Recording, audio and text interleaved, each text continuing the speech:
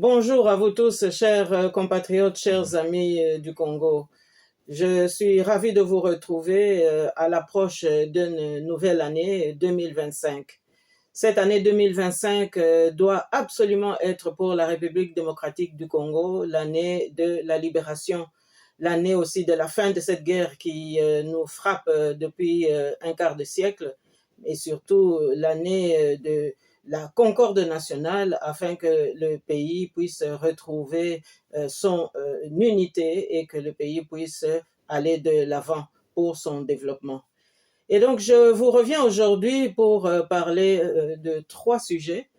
D'abord, l'accord de Luanda, la rencontre de Luanda. Ensuite, le couloir économique de Lobito. Et je terminerai avec un point sur la sécurité des Congolais, aussi bien au pays qu'en diaspora. Alors, il est étonnant que personne n'ait remarqué qu'une fois de plus, la communauté internationale qui a encouragé une rencontre à Luanda entre le Rwanda de M. Paul Kagame, le M23, le mouvement rebelle qui sévit à l'est de notre pays, ainsi que la République démocratique du Congo, que personne n'ait pensé qu'il s'agissait en fait d'une stratégie globale de l'échec diplomatique, puisque nous savons très bien que les questions de paix autour des sempiternelles revendications du M23, ce ne sont autres que des revendications de M. Paul Kagame. Alors, pourquoi est-ce que c'était voué à l'échec cette rencontre? D'abord parce que M. Paul Kagame se croit le nombril de cette communauté internationale et que, ma foi, ses caprices ont force de loi.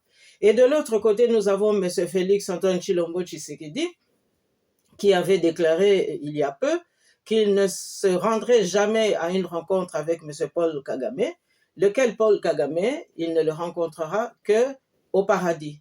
Mais voilà, Félix Antoine Tshilombo Tshisekedi s'est rendu à Luanda, alors que Luanda n'est pas le paradis.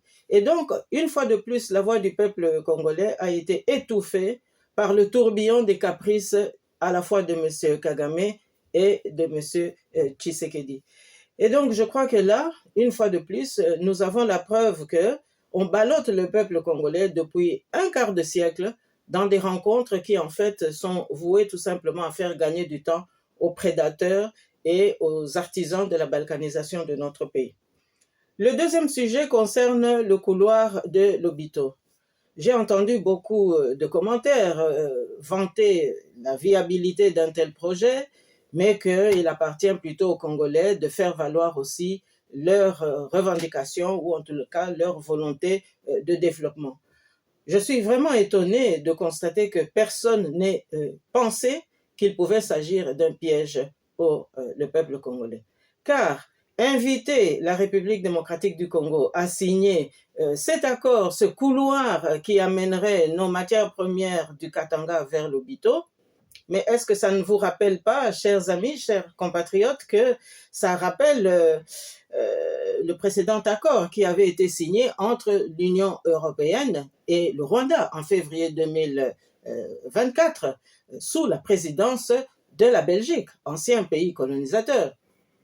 Et cet accord stipulait que le Rwanda pouvait désormais exploiter nos matières premières stratégiques et que donc on consacrait par là un couloir entre la République démocratique du Congo par l'Est vers le Rwanda. Alors aujourd'hui, inviter la RDC à signer un accord qui autoriserait l'exploitation de nos matières premières du Katanga vers l'Obito, mais à mon avis, c'est tout simplement une autre tentative pour balkaniser notre pays, parce qu'on viderait le Congo par le Kivu vers le Rwanda et on viderait encore le Congo par le Katanga vers l'Angola. Et que restera-t-il sinon de revendiquer après une nouvelle entité étatique et donc consacrer une balkanisation de notre pays? Donc il s'agit dans ce contexte précis d'un piège.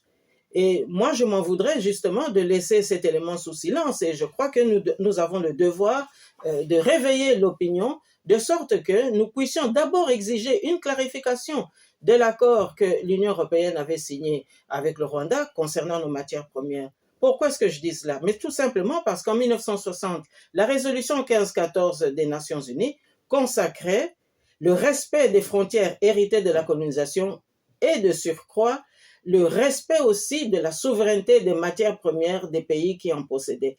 Et c'est une résolution que tous les pays avaient signée, une ratification que la Belgique aussi avait signée. Et donc la violation de cette disposition par l'accord survenu en février 2024 ne se justifie pas. Ou alors, justement, en entraînant le Congo à signer un accord pour un nouveau couloir d'extraction de nos matières premières par l'Obito, eh bien, ce serait camoufler justement l'accord de février 2024, ce serait consacrer cette violation. Puisque aller rencontrer Kagame pour signer avec lui, mais c'est aussi reconnaître à ce moment-là le fait qu'il est dépositaire des matières premières qu'il extrait à partir du Kivu. Et voilà comment on pourra, in fine, annoncer qu'on crée un nouvel État. Et donc voilà, chers amis, ce que je voulais vous dire sur ce sujet. Alors, il y a aussi un élément qui me préoccupe concernant les questions sécuritaires. Nous avons assisté ces derniers jours à une agression terroriste à l'encontre des vaillants patriotes de notre pays, ici en territoire belge. Je suis vraiment, vraiment très, très étonné que la Belgique n'ait pas fait un grand sujet d'actualité sur ces questions, puisque nous savons tous que le terrorisme, qu'il vienne du Proche-Orient, du Moyen-Orient ou d'autres pays, eh bien, ce sont des questions qui préoccupent tous les gouvernements aujourd'hui. Et donc, cette agression qui a vraiment mis à nu notre compatriote, qui a vraiment démontré que nous ne sommes en sécurité nulle part, eh bien, remet en cause aussi notre protection ici en Occident. Et je crois que nous devons absolument aujourd'hui veiller à ce que les Congolais en diaspora et les Congolais aussi dans notre pays puissent bénéficier des soutiens et des protections auxquelles nous avons tous droit. Alors voilà, chers amis, chers compatriotes, ce que je tenais à vous dire aujourd'hui. Et je pense que chacun doit prendre la résolution de se lever comme un seul homme, parce que nous devons absolument amener ce pays, la République démocratique du Congo, votre pays, notre pays, vers un développement et un avenir meilleur. Voilà, je vous retrouve bientôt en vous souhaitant de joyeuses fêtes malgré tout.